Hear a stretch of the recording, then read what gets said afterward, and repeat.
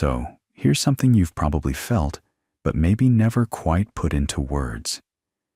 You're lying there right now, and at some point in the last few minutes, you made a decision. Maybe you decided to put on this recording. Maybe you decided to close your eyes first, or adjust your pillow, or pull the blanket up a little higher. And each of those tiny moments felt like you, the real you, choosing to do something. Nobody forced you. Nobody held a remote control and pressed a button. You just did it. And that feeling, that sense that you're the author of your own actions, is so fundamental to being a person that most of the time you don't even notice it. It's like asking a fish to notice water. But here's the thing. That feeling, that seemingly obvious, taken for granted sense that you could have done otherwise, that the future is open, that your choices are genuinely yours, has been one of the most fiercely debated questions in the entire history of human thought. Philosophers, theologians, physicists, neuroscientists, psychologists, legal scholars, they've all taken their swings at it. And after roughly 2,500 years of serious argument, we still don't have a clean consensus, which, if you think about it, is kind of remarkable. We've figured out how to split atoms, sequence genomes, land robots on Mars. But the question of whether you actually chose to listen to this tonight, still genuinely unresolved. So let's talk about it. Slowly. Gently. Let's unspool the whole tangled thread from the very beginning and see if we can make it make sense. And if you fall asleep somewhere in the middle, that's perfectly fine. Maybe you chose to fall asleep. Maybe you didn't. Either way, I'll keep going. The story really starts in ancient Greece, because that's where so many of these deep conceptual puzzles first got articulated clearly enough that we can still argue with them today. And the first person you need to know about is Democritus. He lived around 460 to 370 BCE in a town called Abdera in northern Greece, not one of the glamorous city-states, not Athens or Sparta, just a modest trading town on the coast of Thrace. And Democritus had this wild idea. He proposed that everything in the universe, every rock, every cloud, every human body, every thought, was made of tiny, indivisible particles he called atomos, atoms. They moved through empty space, they collided, they clumped together, and out of those collisions came everything you see around you. Now that's a physics idea, right? What does it have to do with free will? Well, here's what Democritus realized, and it's the insight that kicked off the whole debate.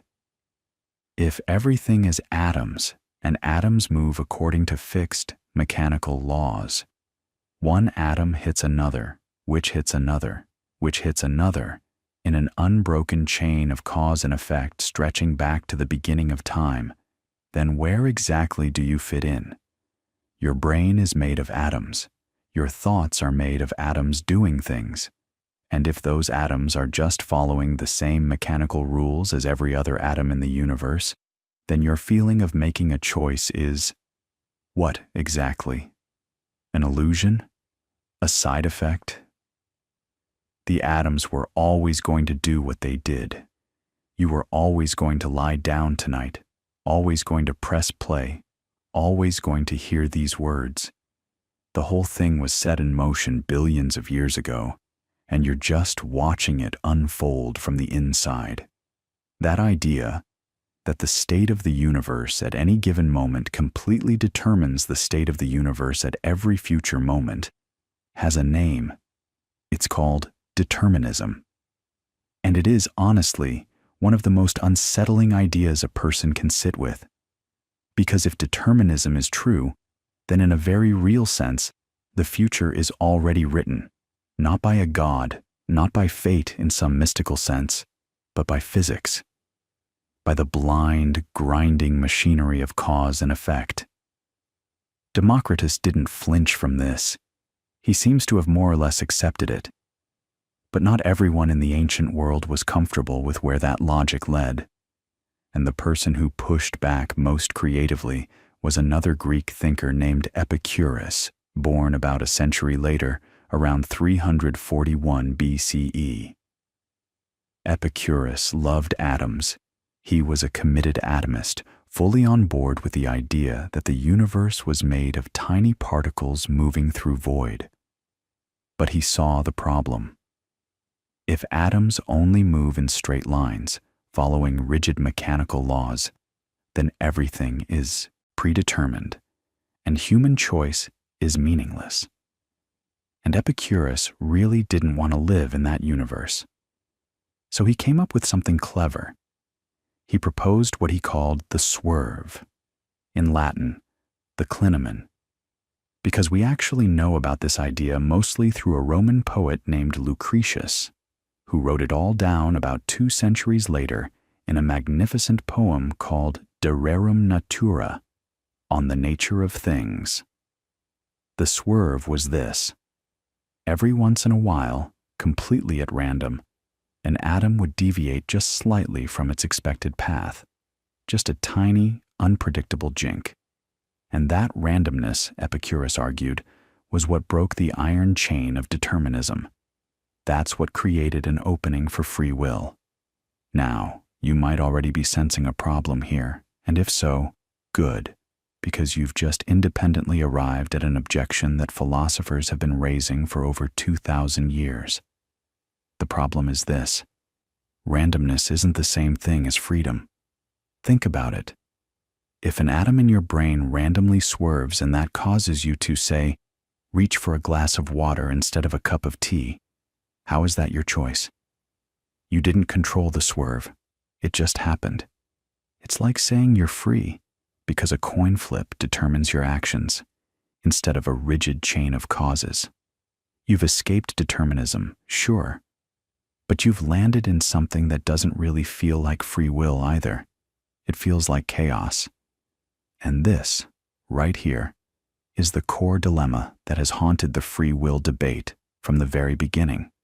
It's sometimes called the luck problem, or the problem of enhanced control, and it goes like this. If your actions are determined, you couldn't have done otherwise, so you're not free. But if your actions are random, you didn't control them, so you're not free either. Determinism takes away your freedom. Randomness takes away your control. And freedom seems to require both, that you're the one steering, and that you genuinely could have steered differently. Where do you find the space for that? Between the rock of determinism and the hard place of randomness, where does free will actually live? That's the puzzle. And honestly, most of the history we're going to walk through tonight is the story of very smart people trying to find that space, trying to carve out a coherent place where genuine human agency can exist without collapsing into either determinism or randomness. But before we leave the ancient world, there's another thread we need to pick up. Because the Greeks weren't only thinking about atoms, they were also thinking about logic, and about arguments, and about the structure of truth itself. And one of the most famous puzzles about free will didn't come from physics at all. It came from a logical argument about statements and truth. This one comes from Aristotle, born in 384 BCE in Stagira, a small city in northern Greece. Aristotle was Plato's student, Alexander the Great's tutor, and arguably the single most influential thinker in Western history, and in a work called De Interpretatione. On interpretation, he posed a deceptively simple problem that's come to be known as the sea battle argument. Here's how it goes. Consider the statement, there will be a sea battle tomorrow. Now, is that statement true or false? It seems like it has to be one or the other, right? That's just basic logic. Every proposition is either true or false.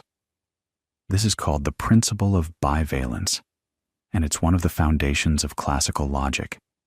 So either it's true that there will be a sea battle tomorrow, or it's false. There's no third option. But here's what troubled Aristotle. If it's already true today that there will be a sea battle tomorrow, then the sea battle is inevitable. It's going to happen no matter what anyone does. And if it's already false today, then the sea battle is impossible. It can't happen no matter what anyone does. Either way, the future is fixed. And if the future is fixed, then what's the point of deliberation? Why bother planning, strategizing, choosing? Everything is already settled. Now, Aristotle didn't arrive at a clean solution to this. Scholars have debated for centuries exactly what he thought the answer was. Some interpretations suggest he was willing to restrict the principle of bivalence for future contingent statements, basically saying that there will be a sea battle tomorrow is neither true nor false yet, that it becomes true or false only when tomorrow actually arrives. That's a radical move, logically speaking. It means truth itself is time-dependent, that some statements about the future exist in a kind of indeterminate limbo. Other scholars think Aristotle was making a more subtle point about the difference between necessity and truth. The statement might be true, but that doesn't make the event necessary. It just means things will happen to go that way. Whatever Aristotle actually meant, the puzzle itself is brilliant, because it shows that the free will problem isn't just about physics and atoms and causation. It's also about the structure of logic and time and truth. Even if you throw out all the physics, even if you don't care about atoms and swerves and determinism, you still run into this problem. If the future is already determined to be true or false, how can your choices matter? And this is worth sitting with for a moment, because it reveals something important about why the free will debate is so hard. It's not one problem. It's a cluster of related problems that come from different directions: physics, logic, theology, neuroscience, and they all converge on the same uncomfortable question. The question isn't just, do you have free will? It's more like, given what we know about how the universe works, is there any coherent way to make sense of the feeling that you're choosing? The Stoics had their own take on all of this, and it's worth spending a minute with them because their view turns out to be surprisingly modern. The Stoic school was founded around 300 BCE by a man named Zeno of Citium, not to be confused with the other Zeno, the one with the paradoxes about Achilles and the tortoise. That's a different guy. Zeno of Citium was a merchant who got shipwrecked, wandered into a bookshop in Athens, started reading philosophy, and never looked back, which is a pretty great origin story for a philosophical movement. The Stoics were determinists. They believed the universe was governed by logos, a rational, divine order that determined everything. Every event, every action, every thought was part of a vast causal web. Nothing happened by accident. And yet, and here's what's interesting, they didn't think this eliminated moral responsibility. They drew a distinction between external causes and internal causes. A cylinder rolls down a hill because someone pushes it. That's the external cause. But it rolls the way it does, smoothly and in a straight line, because of its own internal nature, its shape, its weight, its structure. That's the internal cause. And the Stoics argued that human action works the same way. Yes, external events set things in motion, but how you respond depends on your character, your reasoning, your internal nature. And that, they said, is enough for responsibility. You're not free in the sense of being uncaused, but you're free in the sense that your actions flow from who you are. This idea that free will is compatible with determinism, that you can be determined and still meaningfully free, is called Compatibilism. And it's one of the most important ideas in this entire story, one we're going to keep coming back to. The Stoics didn't use that word, of course. The term wasn't coined until much later. But the basic insight was already there, in Athens, 2,300 years ago. Your actions can be caused and still be yours, as long as they're caused by the right things, by your own reasoning, your own values, your own character. But then something happened that changed the entire landscape of the free will debate. Something that introduced a new dimension of urgency and a new kind of problem that the Greeks had never quite faced. Christianity began to spread across the Roman world, and with it came a very specific theological puzzle that would dominate Western thinking about free will for over 1,000 years. Because the Christian God wasn't just a vague rational principle like the Stoic logos. The Christian God was a person, omniscient, omnipotent, perfectly good. And if God knows everything, including everything that will ever happen in the future, then the sea battle problem comes roaring back with a vengeance. Because now it's not just an abstract logical puzzle about truth values. It's about a being who actually knows, right now, today, every single thing you will ever do. And the person who wrestled with this more powerfully than anyone else in the early Christian world was a man born in 354 CE in a small town in what is now Algeria. A man whose personal story is one of the most dramatic in the history of ideas, and whose influence on the free will debate echoes all the way down to the present day. His name was Augustine. And what a life he lived before he ever became the towering theologian we remember today. Because Augustine wasn't born a saint. He wasn't born certain of anything, really. He was born restless, brilliant, hungry for answers, and spectacularly bad at finding them for a very long time. His mother, Monica, was a devout Christian. His father, Patricius, was a pagan.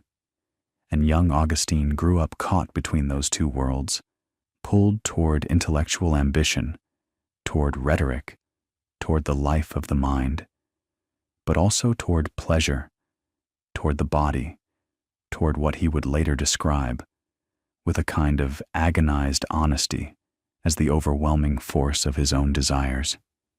He took a concubine as a teenager. He fathered a son. He threw himself into the study of rhetoric and philosophy, not because he wanted to serve God, but because he wanted to be brilliant and admired. And for years, he wandered through different philosophical and religious systems, Manichaeism, Neoplatonism, academic skepticism, searching for something that could explain the world to him, something that could explain himself to him, and coming up short every time.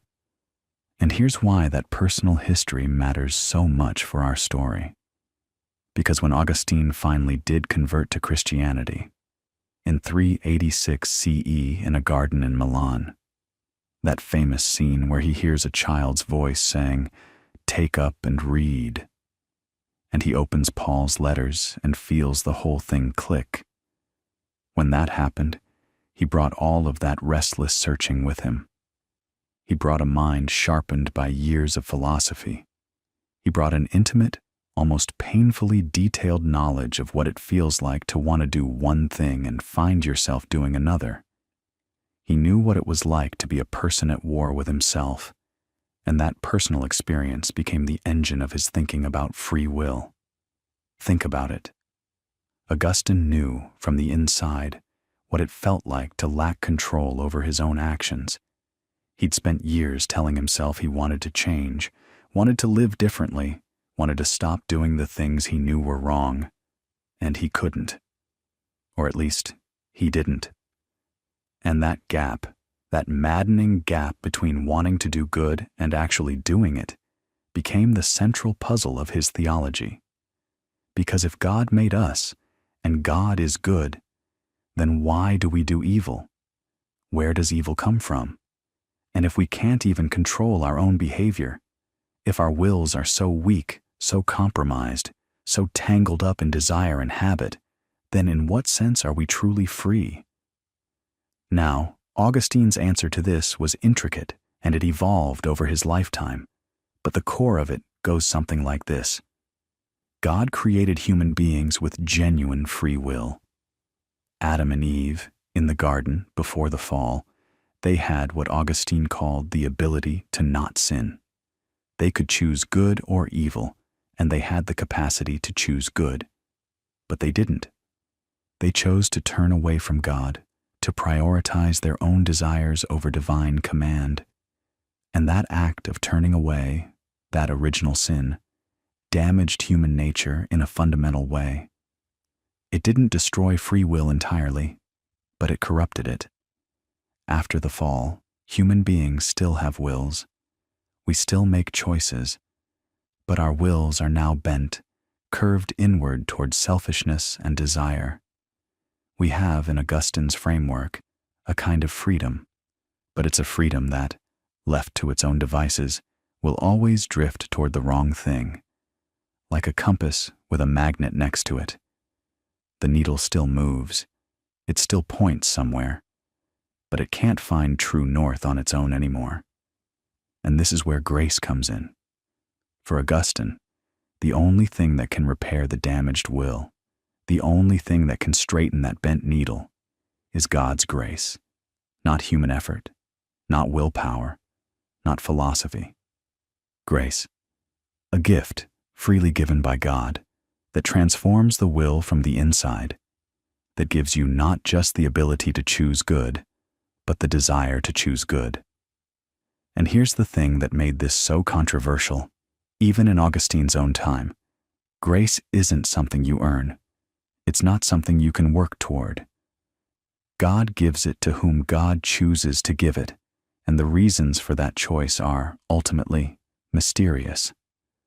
Which means, and Augustine was honest enough to follow this logic where it led, which means that whether you end up among the saved or the damned is, in some deep sense, not up to you.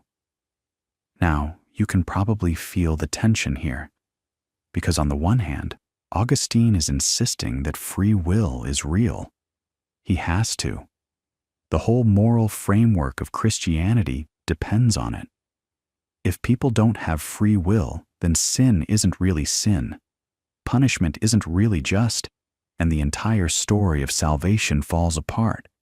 But on the other hand, he's also insisting that human free will, after the fall, is so damaged that it can't do anything good without God's help, and that God's help is given selectively, according to a plan we can't understand or influence.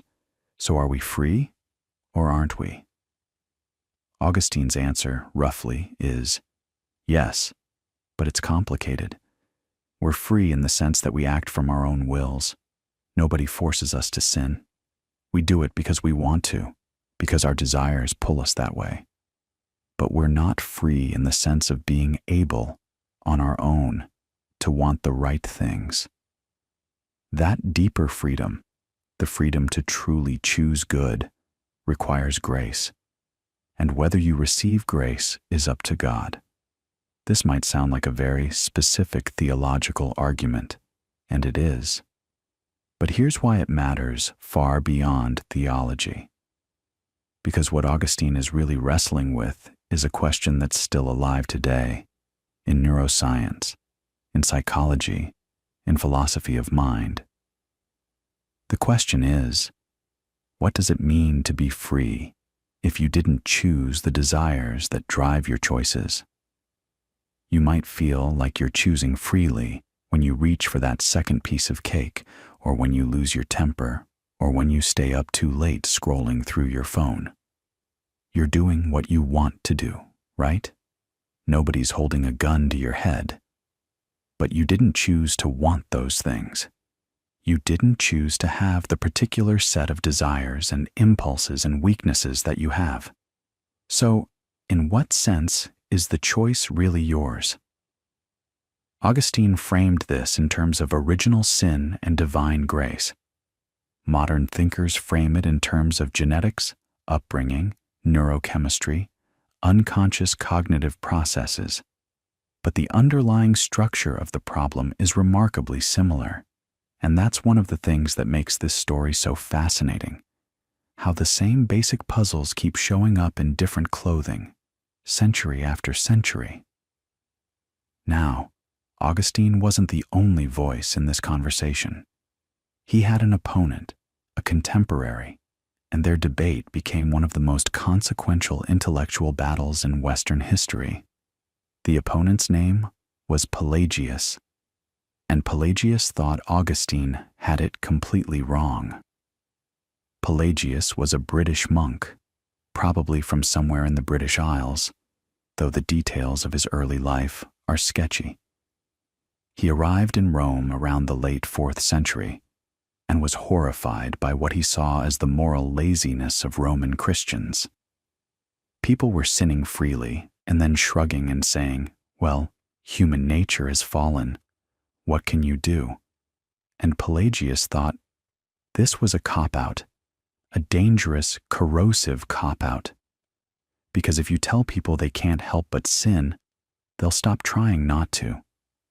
If you tell people their wills are so broken that only God's grace can fix them, they'll sit around waiting for grace instead of actually working to be better.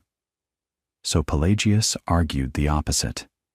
Human beings, he said, have genuine, robust, undamaged free will. Every person, at every moment, has the real ability to choose good or evil. Sin is not inevitable. It's not built into our nature. It's a choice, a bad choice, and we are fully responsible for it. Adam's sin damaged Adam. It didn't damage all of humanity forever. There's no inherited corruption of the will. God gave us the ability to be good, and God expects us to use it. You can see why this was appealing.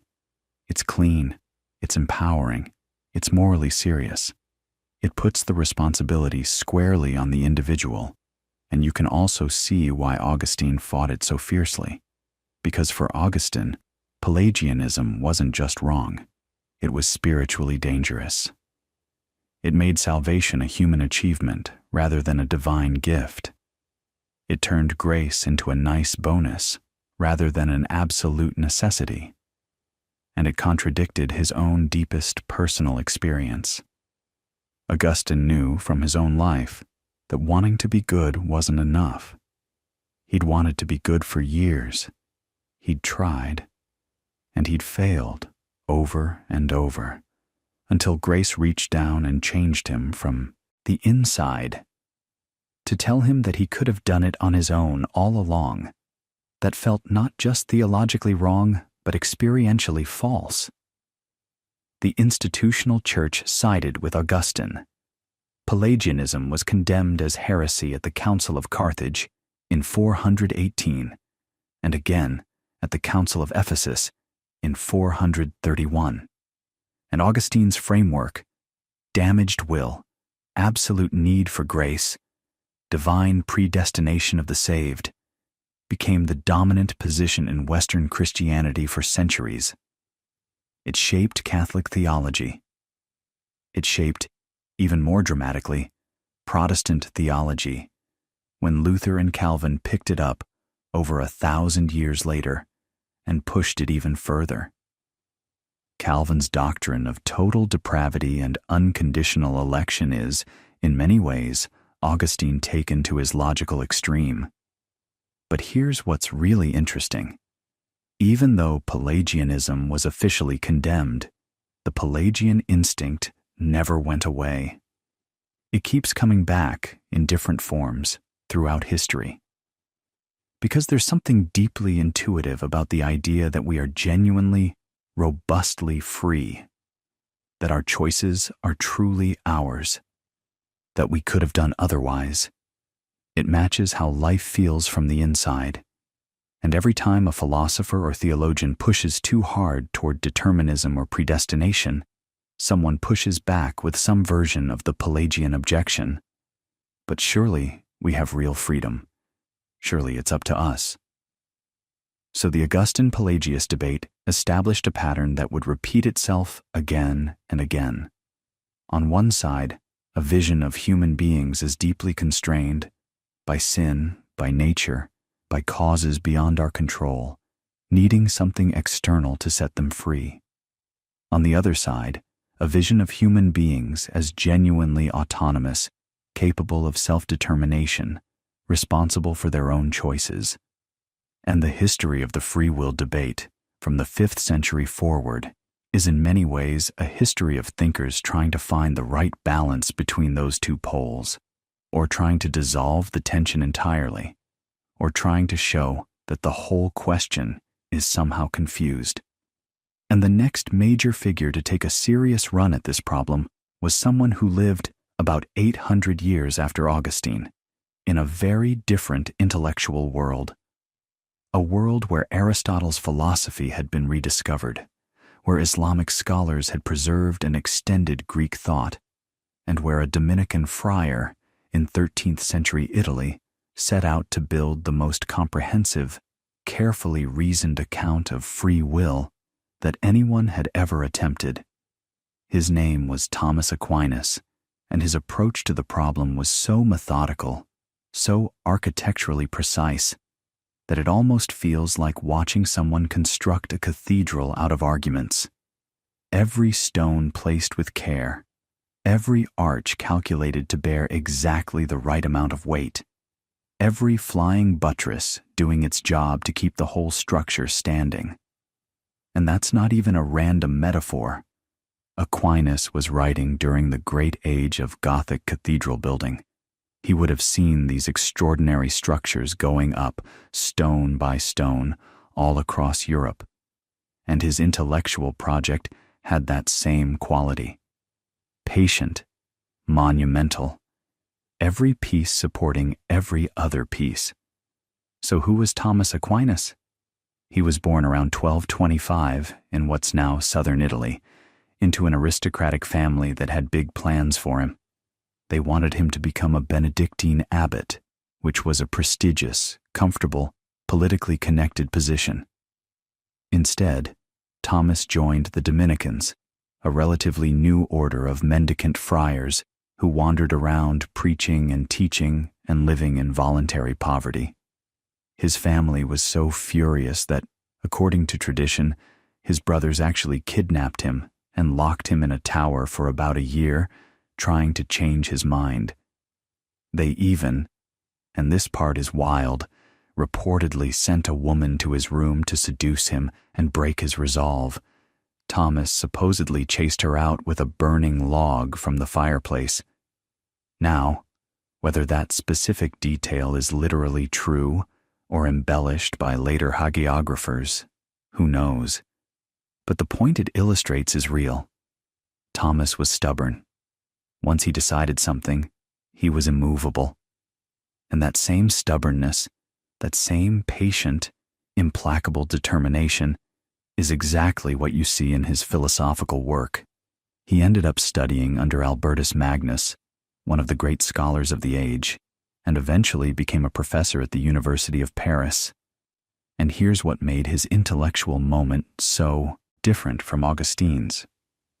By the 13th century, the works of Aristotle, which had been largely lost to Western Europe for centuries, had come flooding back, mostly through Arabic translations and commentaries. Islamic scholars like Avicenna and Averroes had not only preserved Aristotle, but had done serious, sophisticated philosophical work building on his ideas. And when these texts hit the universities of Western Europe, they caused an intellectual earthquake. Because Aristotle's system was comprehensive, it offered explanations for everything: physics, biology, ethics, metaphysics, logic, politics. And it was all grounded in observation and reason rather than revelation. For a lot of Christian thinkers, This was threatening. Aristotle seemed to describe a self-sufficient natural world that didn't obviously need God. Some of his ideas, like the eternity of the world or the nature of the soul, seemed to flatly contradict Christian doctrine. So the Church's initial reaction was actually to ban the teaching of Aristotle's natural philosophy at the University of Paris. That happened in 1210 and again in 1215. But you can't really ban ideas, not for long. And what Aquinas did, his great project, was to show that Aristotle and Christianity were not enemies. That reason and faith were not in conflict.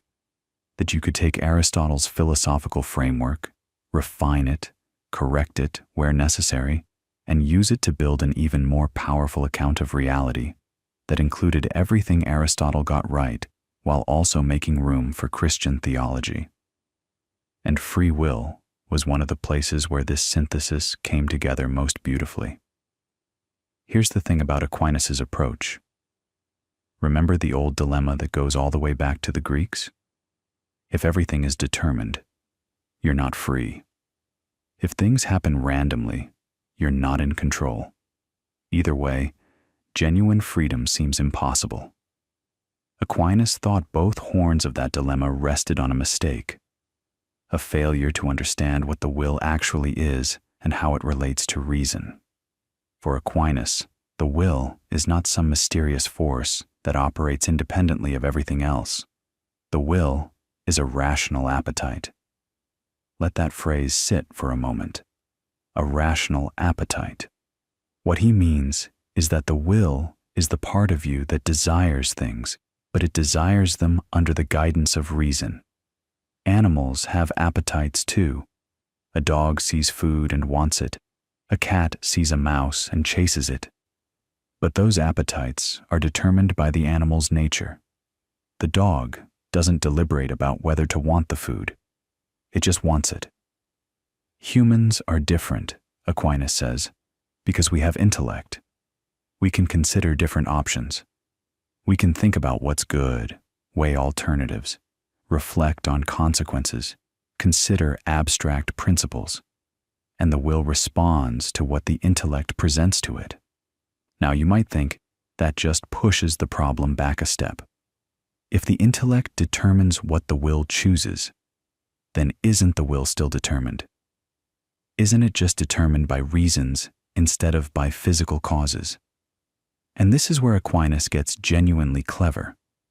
He makes a distinction that's subtle but important.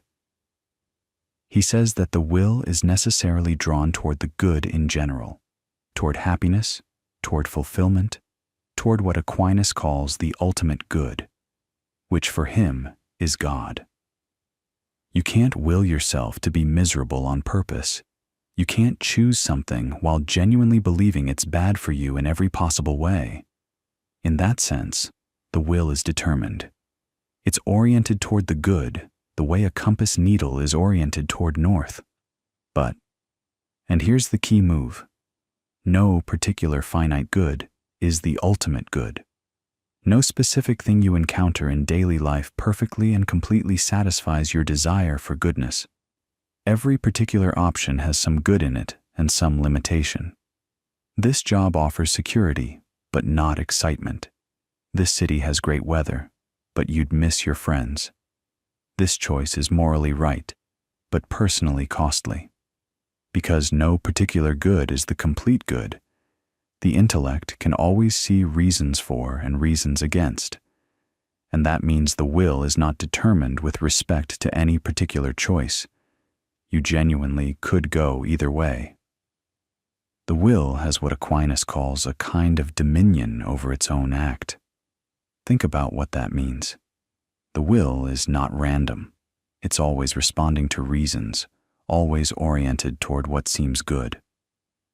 So, your choices aren't arbitrary or chaotic, but the will is also not determined by any particular option, because no particular option is so overwhelmingly, completely good that reason can't find some angle from which it falls short. So your choices are genuinely yours. You're the one weighing the reasons. You're the one making the judgment. And you could, in principle, have judged differently. It's elegant, right? It threads the needle between determinism and randomness by grounding freedom in the structure of rational deliberation itself. You're free not because your choices are uncaused. They're caused by you, by your reasoning, by your character, but because the causes don't necessitate one particular outcome. The space of rational deliberation is genuinely open. Now, Aquinas also had to deal with a problem that Augustine had bequeathed to him, the relationship between human freedom and divine omniscience. If God knows everything, including the future, then God already knows what you're going to choose. And if God already knows, how can you choose otherwise? Aquinas' answer draws on a really interesting idea about the nature of time and eternity. He argues that God doesn't experience time the way we do. We're stuck in the present, moving moment by moment from past to future. God, being eternal, exists outside of time altogether. For God, all of time is present simultaneously.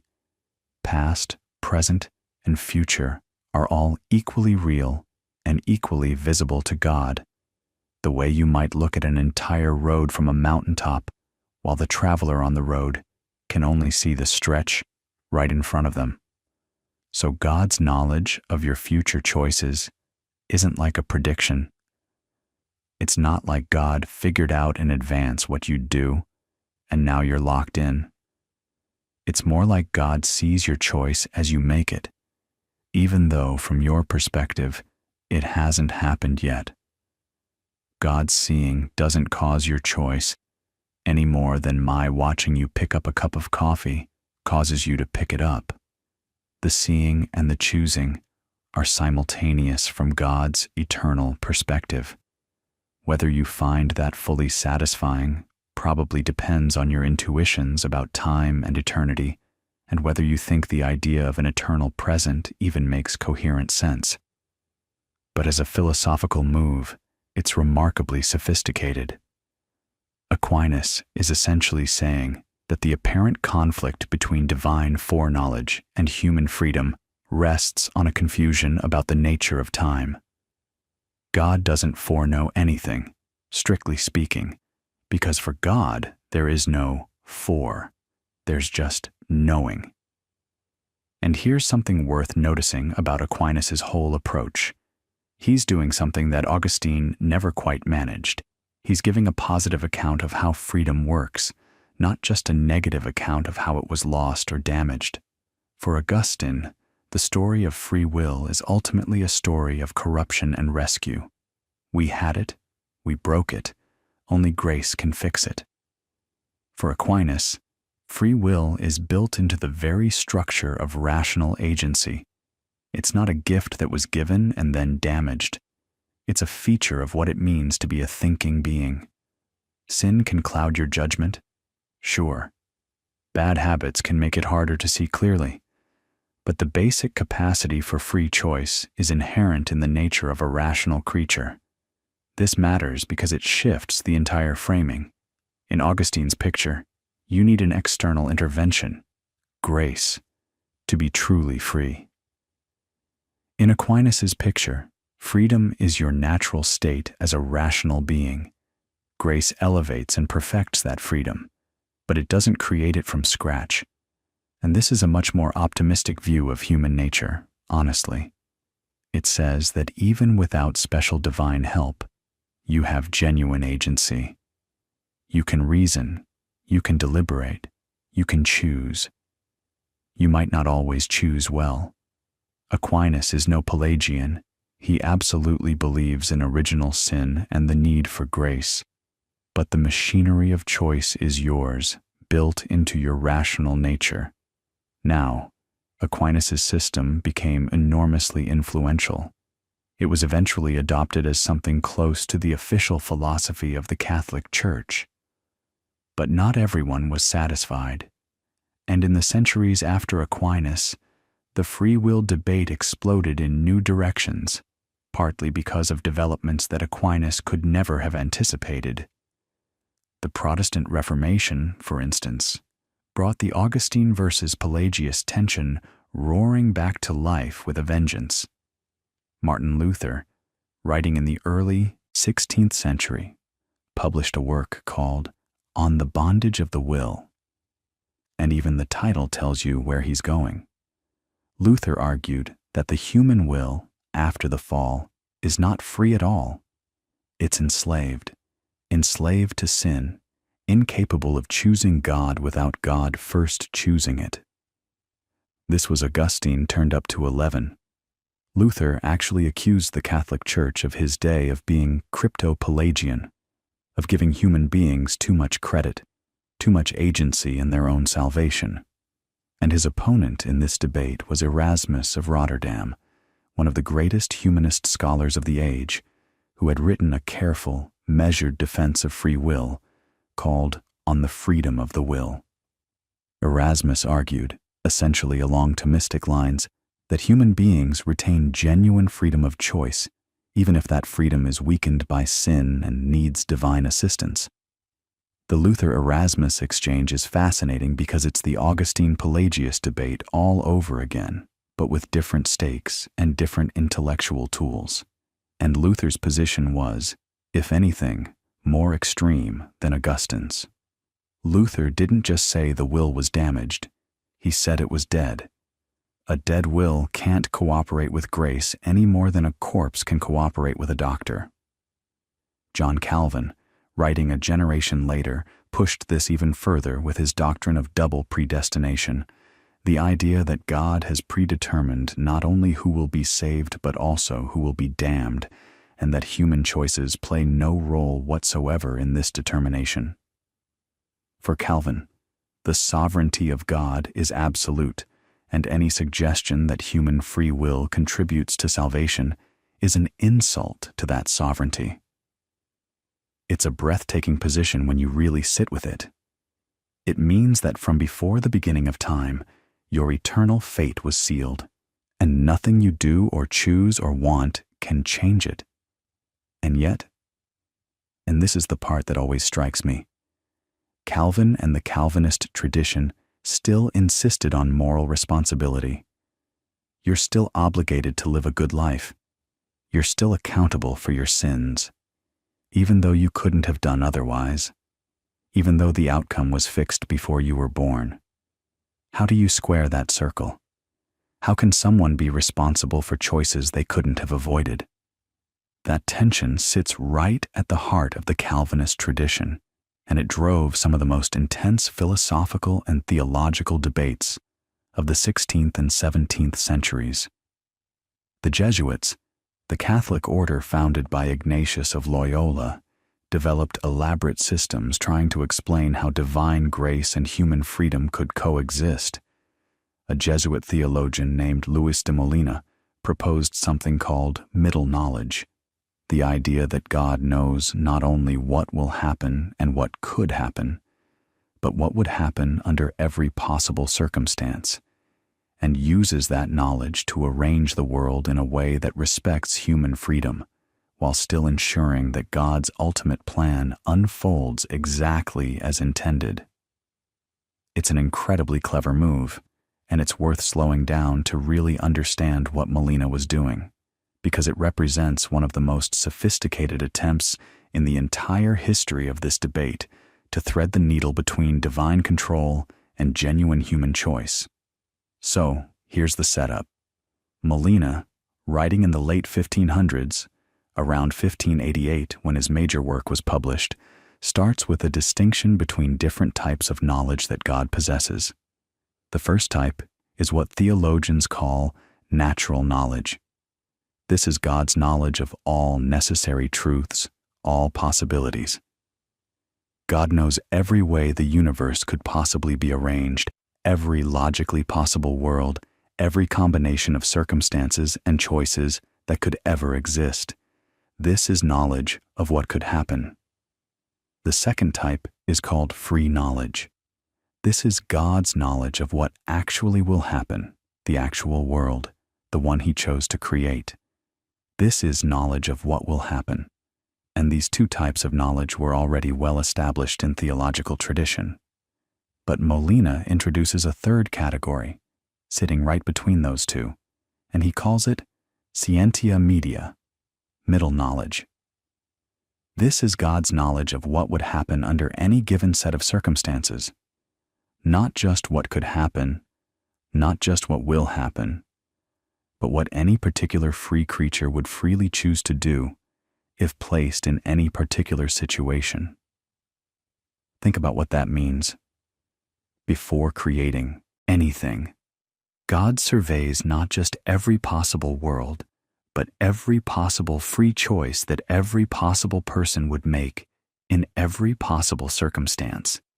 He sees, for instance, that if you were born in a particular city to particular parents and encountered a particular decision at a particular moment on a particular Tuesday afternoon, you would freely choose option A rather than option B. Not that you'd be forced to, not that you'd be determined to. You would genuinely, freely choose it. But God knows what that free choice would be, with perfect certainty, in advance. And then, here's the crucial step. God uses that comprehensive knowledge of what everyone would freely do in every possible situation to select which world to actually create. He arranges the circumstances, sets up the dominoes, places each person in exactly the situations where he knows they'll freely make the choices that fit his plan. It's like, imagine you know your friend so well that you know exactly what they'd order at every restaurant in the city. You're not controlling their choice. They genuinely want the pasta. But you chose which restaurant to take them to, knowing full well what they'd pick. Multiply that by every human being who has ever lived or ever will live, and every decision they'll ever face, and you start to get the flavor of what Molina is proposing. God is, in a sense, the ultimate chess player who doesn't move the pieces by force, but arranges the board knowing exactly how every free agent will respond. Now, this is elegant. It really is. It lets you keep genuine human freedom. People really are choosing, really could do otherwise in some metaphysical sense, while also preserving God's sovereignty and providential control over history. But it immediately ran into fierce opposition, and the opposition came from within Catholicism itself, from the Dominicans, the same order that Aquinas had belonged to. A Dominican theologian named Domingo Bañas argued that Molina's system was essentially Pelagian, that it gave too much to human freedom and not enough to divine grace. Bañas proposed his own system, sometimes called Bañesianism, which emphasized what he called physical premotion, the idea that God doesn't just know what you'd freely choose, he actively moves your will to choose it, but in a way that somehow preserves freedom. How? Well, that's the question, isn't it? The debate between the Molinists and the Bañesians got so heated that Pope Clement VIII established a special commission in 1597 called the Congregatio de Auxiliis, the Congregation on Grace, to settle the matter. They debated for over a decade. Seriously. Meetings dragged on through the pontificates of two popes, and in the end, in 1607, Pope Paul V essentially threw up his hands and declared that both positions were permissible, and neither side could condemn the other as heretical, which is a remarkable outcome when you think about it. The Church basically said, "We don't know the answer to this one. Both of you might be right. Stop calling each other heretics and move on."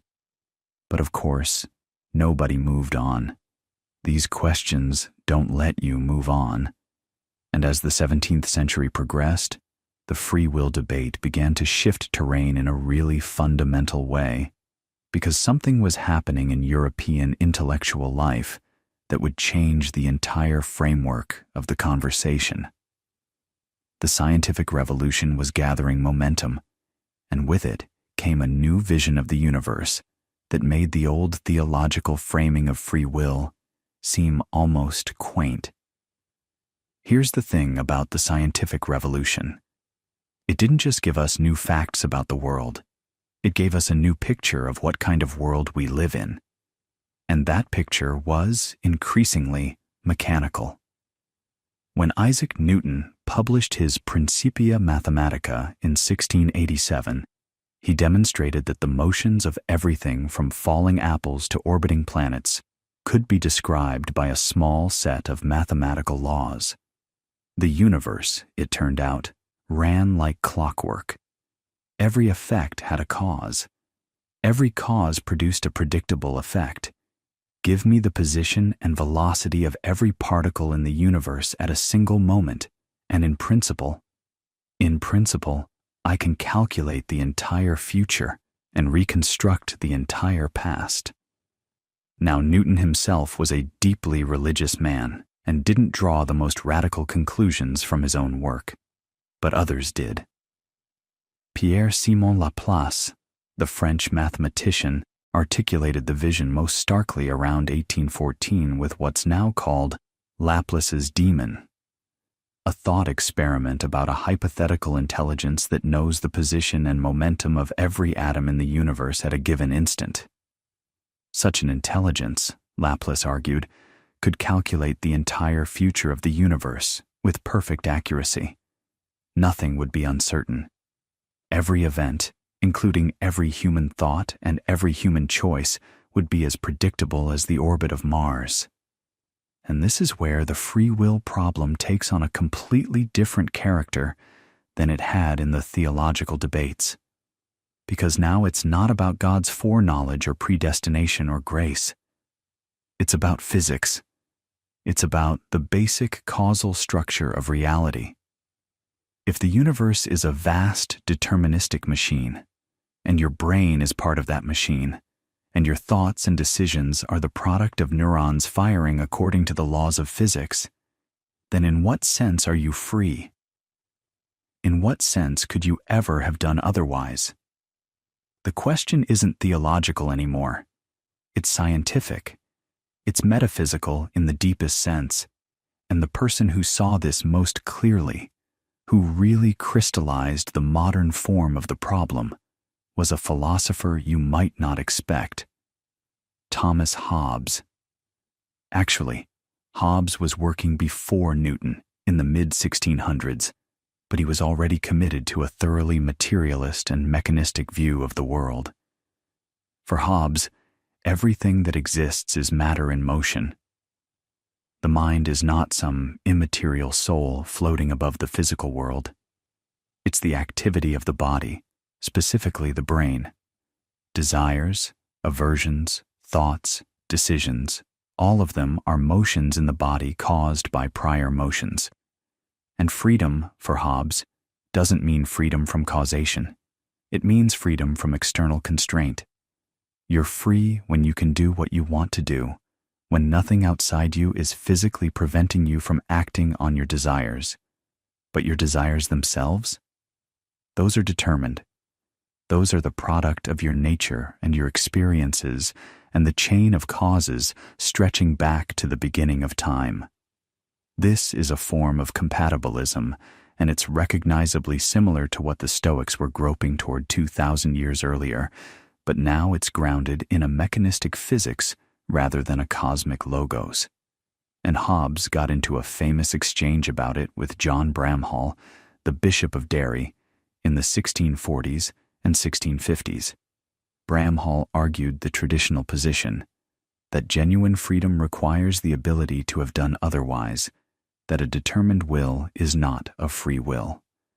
Hobbes countered that this notion of freedom is incoherent, that a will that isn't determined by anything, by desires, by reasons, by character, would be random, not free. Sound familiar? It's the same fork we've been circling since Epicurus.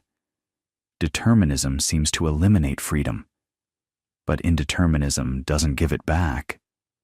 And Hobbes's solution, redefine freedom as the absence of external compulsion rather than the absence of causation, became one of the most influential moves in the entire history of the debate.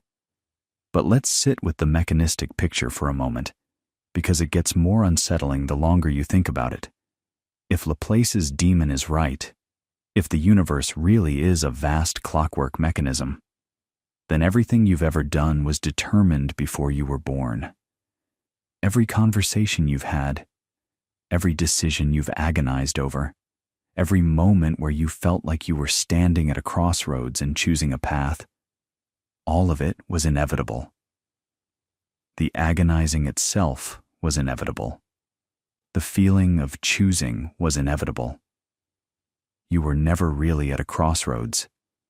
There was only ever one path, and the sensation of deliberation was just what it feels like to be a particular arrangement of matter working through a particular causal sequence. That's a hard thought to hold in your mind late at night. And honestly, for most of the 18th and 19th centuries, the intellectual world was divided between people who found this picture liberating. It means the universe is rational, comprehensible, lawful, and people who found it devastating. The philosopher Immanuel Kant, writing in the late 1700s, found it so troubling that he built an entire elaborate philosophical architecture to escape it. Kant argued that the deterministic, mechanistic world described by Newton is real, but it's only the world as it appears to us, the world of phenomena. Behind it lies the world as it really is, the world of things in themselves, the noumenal world, and in that deeper reality, Kant believed, human freedom is genuine. You are, in a sense, a citizen of two worlds, determined in the phenomenal world of science, free in the noumenal world of morality. It's an extraordinary philosophical maneuver, and people have been arguing about whether it actually works ever since. But here's what's really interesting about the period between, say, 1700 and 1900. The free will debate increasingly splits into two separate conversations that don't always talk to each other. On one side, you have the philosophers and theologians continuing to argue about the metaphysics. Is the will truly free? What does freedom even mean? Can determinism and moral responsibility coexist? On the other side, you have the scientists, the physicists, the biologists, the early psychologists, who are building an increasingly detailed picture of human beings as natural objects, subject to the same laws as everything else in the universe. And the scientific picture keeps getting more deterministic, more mechanical, more reductive. Darwin shows that human beings are products of natural selection, not special creations. The early neuroscientists begin mapping the brain and showing that damage to specific brain regions destroys specific mental capacities. If you damage the right area, a person loses the ability to speak or to recognize faces or to control their impulses. The mind isn't floating free above the brain. The mind is what the brain does. And then, right at the turn of the 20th century, just when it seemed like the deterministic picture was going to swallow everything, something completely unexpected happened. Physics itself cracked open. The clockwork universe, the beautiful Newtonian machine that had seemed so airtight, turned out to have a flaw. Or rather, it turned out to be an approximation of something much stranger. And the name of that stranger thing was quantum mechanics. And its implications for free will are both fascinating and, honestly, a little bit maddening. So let's talk about them. The story starts around 1900, maybe a little before, with a problem that physicists couldn't solve using classical mechanics. The problem was black body radiation, basically how hot objects glow. Classical physics predicted that a hot object should radiate infinite energy at short wavelengths, which obviously doesn't happen. Your toaster doesn't kill you with gamma rays every morning. Max Planck, a German physicist who was actually quite conservative in his thinking, found that the math only worked if you assumed that energy came in tiny, discrete packets. Quanta, he called them. He didn't love this idea. He thought it was a mathematical trick, a placeholder until someone figured out the real answer. But the trick kept working. Einstein used it to explain the photoelectric effect in 1905. Niels Bohr used it to build a model of the atom in 1913. And by the mid-1920s, a full-blown theory of quantum mechanics had emerged, developed by people like Werner Heisenberg, Erwin Schrödinger, Max Born, and Paul Dirac, and it described a world that was fundamentally, irreducibly probabilistic. Here's what that means for our story. In Newtonian physics, if you know the exact state of a system, every position, every velocity, you can predict its future with perfect accuracy. That's what Laplace's demon was all about, remember? Total knowledge, total prediction, no room for anything unpredictable. But quantum mechanics says no. At the subatomic level, certain properties of particles, like where an electron will be when you measure it, or which direction a radioactive atom will decay, are genuinely random. Not random because we don't know enough. Random in principle. There is no hidden information that would let you predict the outcome. The universe, at its most fundamental level, rolls dice. Now, you might immediately think, well, there it is. The universe isn't deterministic after all. There's genuine randomness built into the fabric of reality. Doesn't that save free will? Doesn't that crack open the causal chain and give us room to make real choices? And this is where it gets really interesting, because the answer is almost certainly no, or at least not in any straightforward way. And the reason is something philosophers call the luck objection, and it's beautifully simple. Think about it this way. If your decision to, say, tell the truth instead of lying is ultimately determined by a quantum coin flip happening somewhere in your neurons, then your choice isn't determined, sure. But it's also not really yours. It's random. You didn't control it. It's just luck. You happen to get the truth-telling quantum fluctuation instead of the lying one. That's not freedom. That's a different kind of unfreedom. You've escaped the puppet strings of determinism only to become a leaf in a quantum wind. As the philosopher Alfred Meillet has put it, if your actions are undetermined, it seems like it's partly a matter of luck what you do, and that doesn't seem like the kind of control that free will requires. So quantum mechanics gave the free will debate a fascinating new wrinkle, but it didn't resolve anything. If anything, it sharpened the problem. Because now you've got two options, and neither one seems to give you free will.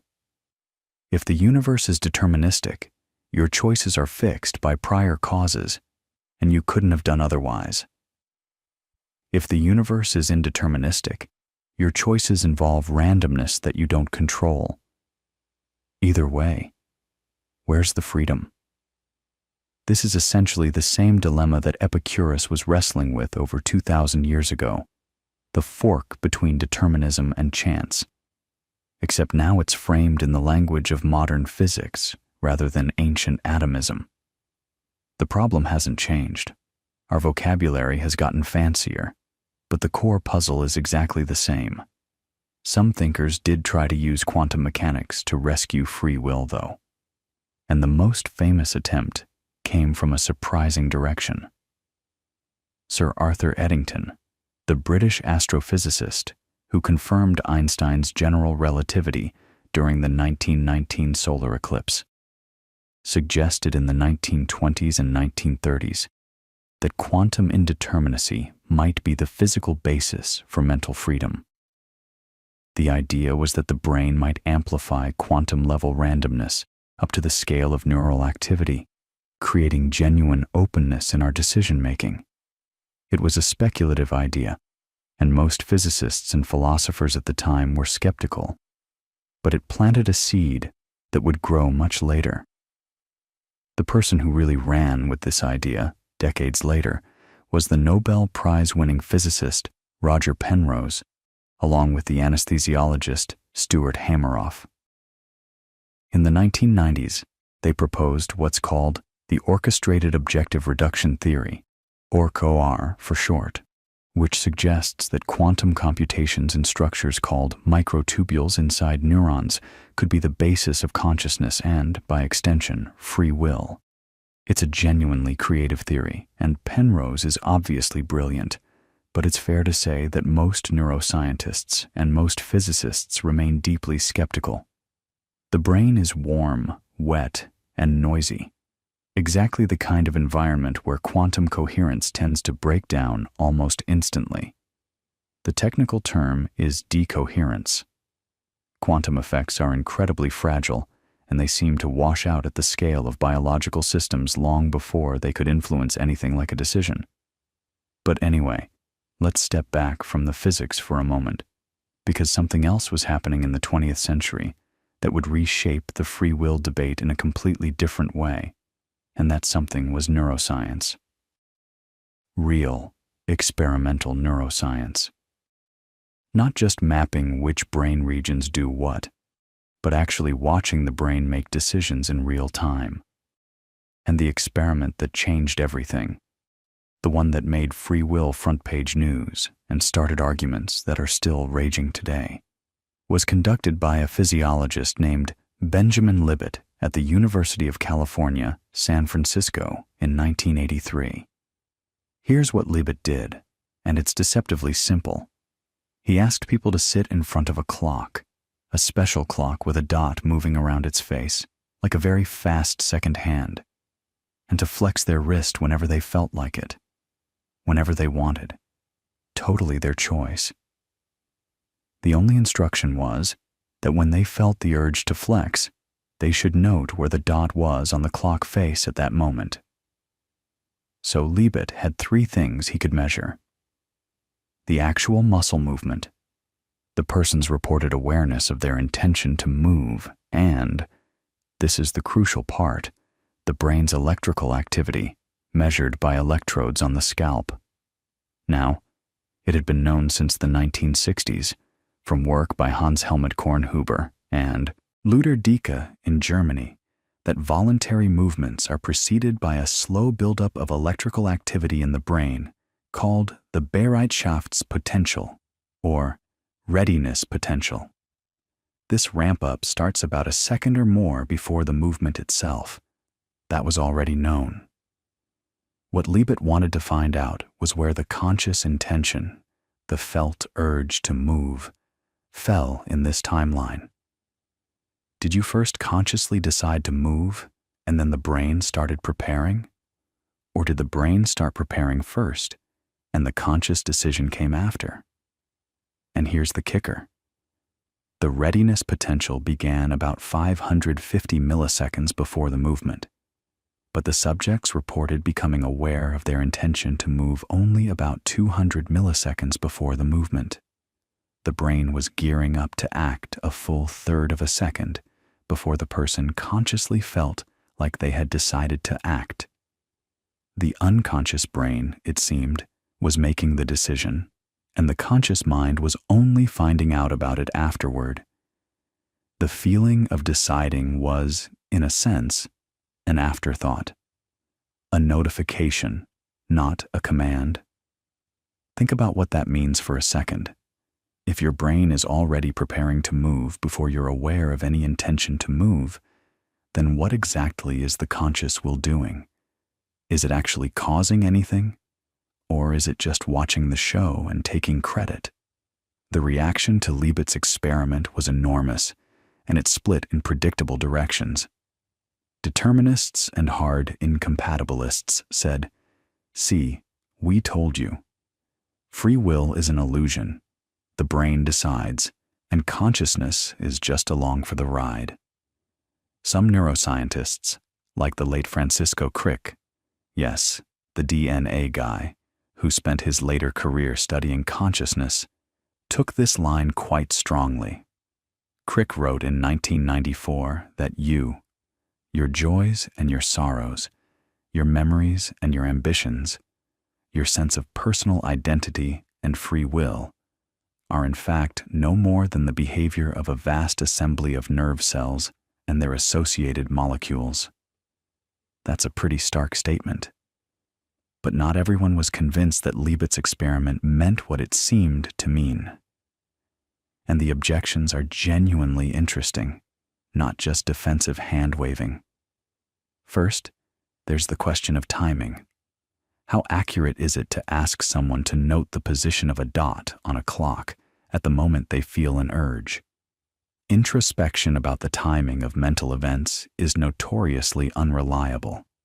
You're asking someone to do something incredibly precise, pinpoint the exact millisecond of a subjective experience, using a method that might have built-in inaccuracies of 100 milliseconds or more.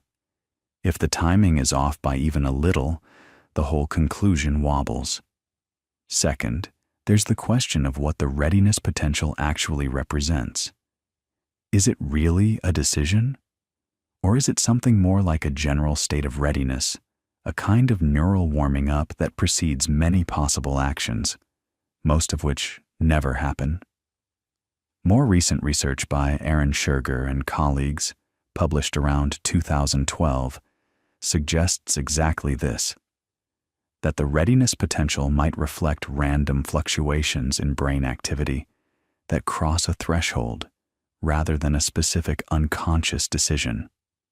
On this view, the brain isn't deciding for you. It's more like neural noise is building up, and when it happens to cross a certain level, the movement gets triggered.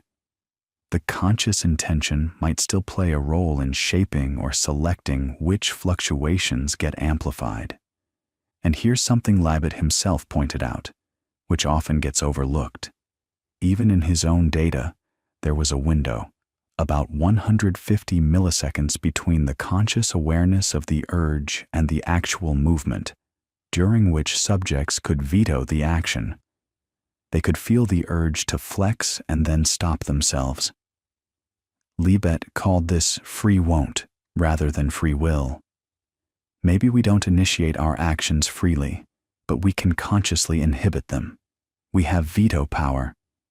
And maybe, Libet suggested, that's where the real freedom lives, not in the starting of actions, but in the stopping of them. It's a fascinating compromise, though it raises its own questions. If the veto itself is also preceded by unconscious brain activity, and some later experiments suggest it might be, then you're back to square one. The regress keeps going. But the Libet experiment, whatever its ultimate interpretation, did something irreversible to the free will debate. It dragged the question out of pure philosophy and into the laboratory. It made free will an empirical question, something you could test with electrodes and clocks and muscle sensors. And that shift, from armchair to lab bench, opened the door for a whole new generation of experiments that pushed even further. The most dramatic of these came from a team led by Chun-Xiong Soon, working with John Dylan Haynes at the Bernstein Center in Berlin. In 2008, they published a study using functional MRI, brain imaging, that made Libet's results look almost quaint. Instead of asking people to flex their wrist, they asked them to press one of two buttons, left or right, whenever they chose. And by analyzing patterns of brain activity in the prefrontal and parietal cortex, the researchers found that they could predict which button a person would press up to 7 seconds before the person reported being aware of their decision. 7 seconds. That's not a subtle timing gap. That's an eternity in neural terms. Your brain, it seemed, was committing to a choice nearly 10 seconds before you felt like you were making it. Now, there are important caveats here, too. The prediction accuracy was only about 60%, better than chance, but far from perfect. And the decisions being made were trivial, arbitrary. Press the left button or the right button. Who cares? These aren't the kinds of decisions that feel like they matter for free will. Nobody lies awake at night agonizing over which arbitrary button to press. The question is whether these results generalize to real decisions, moral choices, life-changing commitments, moments where you genuinely deliberate and weigh reasons. And that's something we honestly don't know yet. But the cumulative weight of these neuroscience experiments created a cultural moment. By the early 2000s, a number of prominent scientists and public intellectuals were arguing, loudly and confidently, that free will had been debunked, that it was an illusion, a holdover from pre-scientific thinking, something we cling to because it feels real. But that neuroscience has shown to be a comfortable fiction. And the most prominent voice making this argument was a neuroscientist and public intellectual named Sam Harris, whose short book, Free Will, published in 2012, laid out the case with striking clarity and confidence. Harris argued that if you pay close attention to your own mental life, really watch your thoughts arise, you'll notice that you don't choose them. They just appear. You don't know what you're going to think next until you think it. And if you don't control your own thoughts, how can you control your actions? Harris put it bluntly, you are not the author of your thoughts. They emerge from processes you can't see, can't access, and certainly can't direct. And once a thought has appeared, once the desire to reach for the glass of water or to say something cutting in an argument has surfaced in your awareness, well, where did it come from? You didn't summon it from nothing. It arose from the electrochemical machinery of your brain, shaped by your genetics, your upbringing, your breakfast, the quality of your sleep, 1,000 causal threads stretching back before you were born. And Harris would say, look, this isn't some abstract philosophical puzzle. Just try it right now.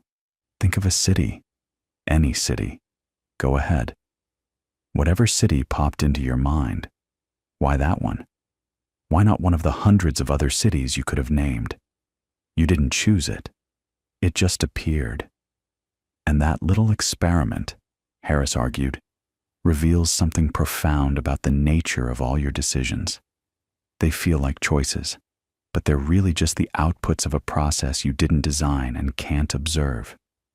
Now, Harris's argument is elegant, and it resonated with a lot of people. The book became a bestseller. It sparked debates, podcasts, dinner table arguments. But here's the thing, and this is important. Harris was making a very specific kind of argument. He wasn't just saying determinism is true, though he believed something close to that. He was saying that even if you add randomness, even if quantum indeterminacy is real, it doesn't help. Because a random thought isn't a free thought. It's just a lucky or unlucky thought. Sound familiar? It should. That's the same fork Epicurus ran into 2,000 years ago. Chance doesn't give you control any more than determinism does. Harris was restating the ancient dilemma with modern neuroscience as his evidence, and he was concluding that neither horn of the dilemma leaves room for the kind of free will most people believe they have, the ability to have genuinely done otherwise in exactly the same circumstances. And Harris wasn't alone. The psychologist Daniel Wegner had published The Illusion of Conscious Will back in 2002, arguing that our sense of willing our actions is a kind of post hoc confabulation. The brain does what it does, and then consciousness takes credit, like a president cutting the ribbon on a bridge that was built by thousands of workers they never met. Wegner pointed to fascinating cases where this authorship illusion breaks down. In alien hand syndrome, for instance, where a person's hand seems to act on its own, reaching for objects or unbuttoning a shirt the person is trying to button with the other hand. The person doesn't feel like they're controlling that hand, and they're not wrong. But Wegener's deeper point was that the feeling of control you have over your other hand, the normal one, might be just as constructed. It's just that the construction usually works seamlessly, so you never question it. This was a provocative moment in intellectual culture. Free will skepticism wasn't just a niche position in philosophy departments anymore. It was showing up in TED Talks, in popular science books, in magazine covers, and it raised a genuinely unsettling question that went beyond the philosophical. If people stop believing in free will, does that change how they behave? And this is where the story takes a really interesting turn, because a pair of psychologists named Kathleen Vohs and Jonathan Schuyler ran a study in 2008 that seemed to suggest yes, it does. They had participants read passages, some from a book by Francis Crick, the co-discoverer of DNA structure, arguing that free will is an illusion. Other participants read neutral passages. Then both groups were given opportunities to cheat on a task for small amounts of money. And the group that had just read the anti-free will passages cheated significantly more. The researchers called this the antisocial consequences of disbelief in free will. And the implication was stark. Believing you don't have free will might actually make you behave worse. As if the belief itself were a kind of moral scaffolding, and removing it caused something to sag. Now, you should know that this study has had a complicated afterlife. Like many findings from that era of social psychology, it hasn't always replicated cleanly. Some follow-up studies found similar effects, others didn't. The replication crisis in psychology, that whole reckoning where researchers realized that a lot of published findings were fragile, driven by small sample sizes and flexible statistical methods, caught this result in its net too. So we should hold it lightly. But the question it raised is still alive and genuinely important. Does what you believe about free will matter for how you live? And this question pushed some philosophers to take a different approach entirely. Rather than asking, is free will real? They started asking, what would we lose if we gave it up? And one of the most thoughtful voices in this conversation has been the philosopher Daniel Dennett. Now, Dennett is interesting because he's a committed naturalist. He doesn't believe in souls. He doesn't believe in anything supernatural. He thinks the mind is what the brain does, full stop. You'd expect him to land right next to Harris, saying free will is an illusion. But he doesn't. Not at all. And his disagreement with Harris became one of the most illuminating intellectual exchanges of the last decade. Dennett's argument, which he'd been developing since at least the 1984 book Elbow Room and refined in his 2003 book Freedom Evolves, goes something like this. Harris is right that you don't have some magical physics-defying ability to float above the causal order and make choices from nowhere. But Harris is wrong to conclude that this means you don't have free will, because that conclusion only follows if you define free will as that magical, physics-defying thing. And Dennett says that's a bad definition. It's a straw man. Nobody actually needs that kind of free will for free will to matter. Here's the thing Dennett keeps coming back to. When we say someone acted freely, what do we actually mean in practice? We mean they weren't coerced, they weren't drugged. They weren't in the grip of a compulsion they couldn't resist. They had the ability to consider reasons, weigh options, and act on their own values and judgments. And that ability is real. It's a genuine feature of certain kinds of complex systems, namely brains like ours. A thermostat doesn't have it. A worm barely has it. A dog has some of it. A healthy adult human has a lot of it. And the fact that this ability is itself produced by physical, deterministic, or maybe slightly indeterministic, processes doesn't make it any less real. That would be like saying that because digestion is just chemistry, you don't really digest food, or because flight is just aerodynamics, birds don't really fly. This is the compatibilist move, and if you've been following along, you might notice it has deep roots. Remember the Stoics, Chrysippus and his cylinder rolling down a hill? The idea that the shape of the cylinder, its internal nature, is part of what determines how it rolls, and that's enough for a meaningful kind of responsibility? Dennett is making a much more sophisticated version of that same basic argument. The causal chain runs through you, and the you it runs through, your beliefs, your values, your capacity for reflection. Those aren't illusions. They're the most important part of the causal story. And Dennett has a lovely way of illustrating this. He asks you to imagine two people. One is a person who carefully deliberates about whether to donate to a charity, weighs the evidence about which charity does the most good, considers their own financial situation, and then makes a donation. The other is a person who has a brain tumor pressing on a specific region of their cortex, causing them to compulsively hand money to anyone who asks. Both actions are determined, in the sense that both arise from prior causes. But are they the same? Obviously not. And the difference between them is exactly what we mean by free will. The first person's action flowed through their reasoning, their values, their capacity to do otherwise if the reasons had been different. The second person's action bypassed all of that. Dennett says the difference between these two cases is not an illusion. It's the most important distinction in our moral and legal lives, and any account of free will that can't see the difference between them is an account that's missing something crucial.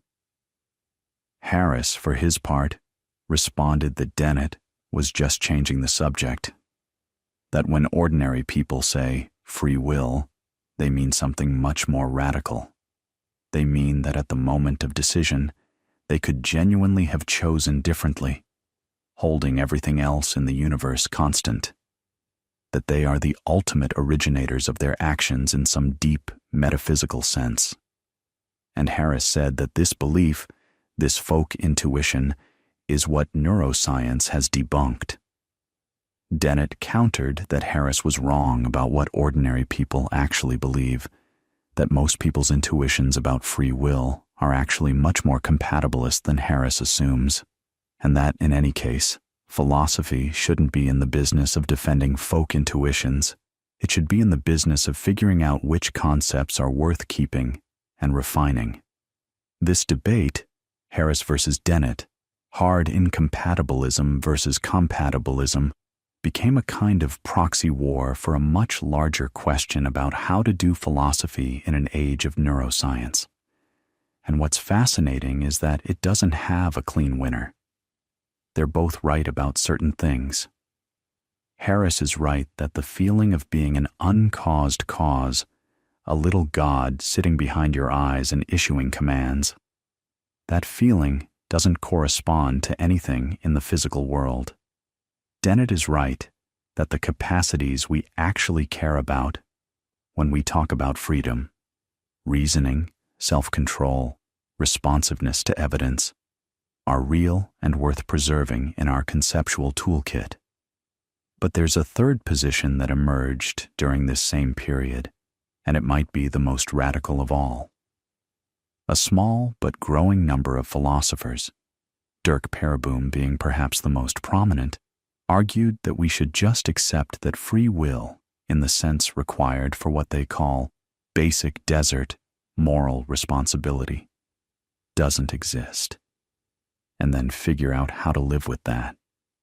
Pereboom calls his view hard incompatibilism, and it's not nihilistic.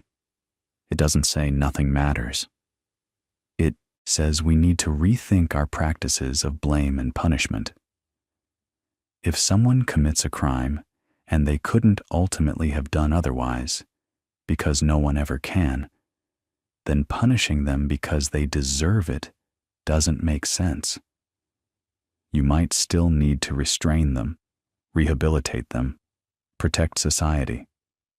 But the retributive impulse, the idea that suffering is the appropriate response to wrongdoing because the wrongdoer freely chose evil, that impulse, Per Boom says, is built on a foundation that doesn't exist. And this connects to something very concrete. Think about the criminal justice system. Think about how much of it is built on the assumption that people freely choose to break the law and therefore deserve punishment. If that assumption is wrong, or even just more complicated than we thought, then the entire framework needs examining. And in fact, some legal scholars and neuroscientists have started doing exactly that.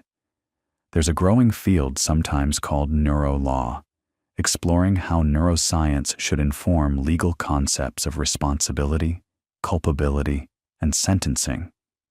It's messy and contentious and far from settled, but it's happening.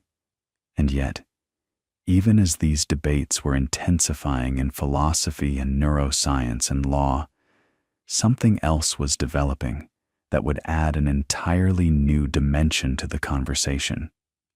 Because, starting in the late 20th century and accelerating rapidly in the 21st, researchers began building systems that could learn, reason, and make decisions, artificial systems, machine intelligence.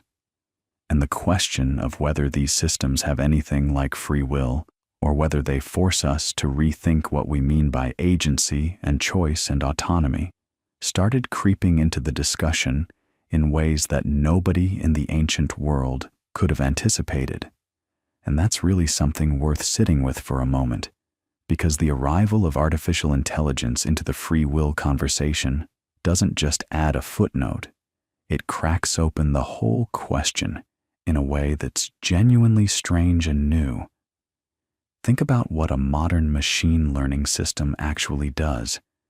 Take something like a large language model or a deep reinforcement learning agent, the kind of system that learned to play, go better than any human who ever lived.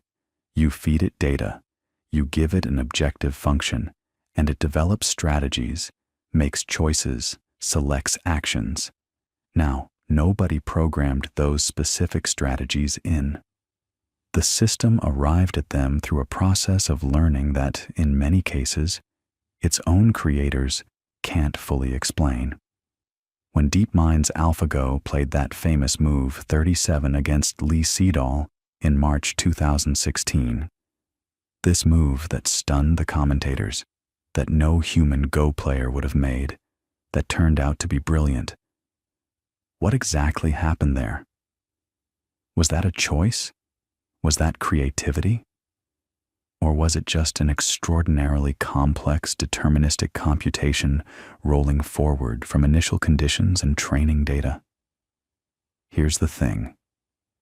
If you're a hard determinist, if you think human free will is an illusion because our brains are just physical systems following causal laws, then you have to notice something uncomfortable. The reasons you give for denying free will to humans apply just as cleanly to these machines. They process inputs, they generate outputs. Everything is determined by prior states. No mystery there. But the reasons you give for saying humans are still agents in some meaningful sense, that we learn, that we adapt, that we respond to reasons, that our behavior isn't random, those apply to the machines too. And that puts you in an interesting bind. Either agency is a real and meaningful concept that applies to sufficiently complex information processing systems, whether biological or artificial, or it's an illusion in both cases. You can't easily have it one way for humans and another way for machines, not without explaining exactly where the line is and why. Daniel Dennett actually leaned into this. He'd been making the argument for decades that what matters for free will isn't some spooky metaphysical power to transcend causation, but rather the capacity to take in information, model the world, Consider alternatives and adjust your behavior accordingly. And he pointed out that these capacities exist on a spectrum. A thermostat has a tiny sliver of them. It senses temperature and responds. A dog has much more. It can learn, plan short sequences, anticipate consequences. A human has enormously more. And an advanced AI system? It might have some of these capacities in abundance, maybe even exceeding human levels in certain narrow domains, while lacking others entirely. Dennett's view was that free will isn't an all-or-nothing thing. It's a suite of competencies, and you can have more or less of them. But this raises a question that starts to feel almost vertiginous. If a machine can reason about options, weigh consequences, update its beliefs based on evidence, and select actions that serve its goals, and if those are the very capacities that compatibilists say constitute free will, then does the machine have free will? Most people's gut reaction is no, absolutely not. It's just software. It's just math. It doesn't experience anything. And that gut reaction is important because it reveals something about what we actually care about when we talk about free will. We don't just care about the functional capacities, the reasoning, the choosing, the adapting. We care about consciousness. We care about there being something it's like to be the agent making the choice. And that brings us crashing into what the philosopher David Chalmers called the hard problem of consciousness. The question of why and how physical processes give rise to subjective experience at all. Now, you might be thinking, wait, we've wandered pretty far from free will. But actually, no. This is right at the heart of it. Because one of the deepest unresolved tensions in the entire free will debate is the relationship between consciousness and agency. Does free will require consciousness? Can you have genuine choice without subjective experience? If a system makes all the right moves, deliberates, weighs options, acts for reasons, but there's nobody home, no inner experience, no felt sense of deciding, does it have free will? Most compatibilists would say the question of consciousness is separate from the question of free will. Dennett himself was famously deflationary about consciousness. He argued that what we call subjective experience is itself a kind of functional process, not some extra magical ingredient layered on top. So for him, there's no hard boundary. But for people like Sam Harris, or like the philosopher John Searle with his Chinese room argument, consciousness is absolutely essential. Searle argued back in 1980 that a system could perfectly simulate understanding, could take in Chinese characters and produce appropriate Chinese responses, without understanding a single thing. It's just symbol manipulation. And if that's true for understanding, maybe it's true for choosing. Maybe a machine can simulate decision-making without actually deciding anything. And this is where the conversation gets genuinely weird, because we don't have a good theory of consciousness. We don't know what makes a system conscious. We don't know if consciousness is tied to biological neurons specifically, or if it could arise in silicon, or in some substrate we haven't imagined yet. And until we solve that problem, if we ever do, we can't definitively answer whether artificial systems have the kind of inner life that might be necessary for genuine free will. So AI doesn't resolve the free will debate. What it does is sharpen it. It forces us to be much more precise about what we mean. When we say someone has free will, are we talking about their functional capacities, their conscious experience, their moral responsibility, their legal culpability? Because these might come apart in ways we never had to confront before. And there's another angle here that's worth lingering on. Think about how AI systems are actually being used right now, today, in decisions that affect people's lives. Algorithms that decide who gets a loan, who gets parole, who sees which job listings, which neighborhoods get more police patrols. These systems make choices, or at least, they produce outputs that function as choices within institutional frameworks. And when those outputs are wrong, when they're biased, when they cause harm, who's responsible? The programmer, the company that deployed the system itself? This isn't a hypothetical. Courts and regulators are grappling with it right now. The European Union's AI Act, which started taking effect in 2024, tries to create frameworks for accountability around AI decision-making. And embedded in those frameworks are assumptions about agency and responsibility that echo debates philosophers have been having for 2,500 years. You know what's funny? In a way, we've come full circle back to the Stoics. Remember Chrysippus and his cylinder? The idea that external forces might set things in motion, but the cylinder's own nature determines how it rolls. A modern AI system is a bit like that cylinder. Its training data and architecture are the push, but its learned internal structure determines how it responds to new inputs. Chrysippus would probably look at a neural network and nod and say, "Yes, that's what I was talking about."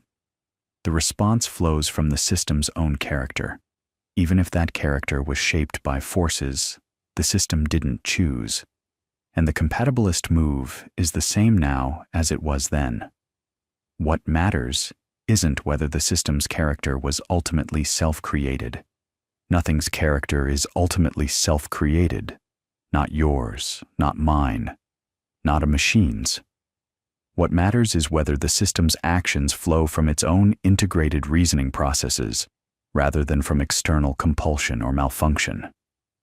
But let's pull back from the machines for a moment and talk about something that's been developing in parallel, something that brings the free will question back to the deeply personal and human.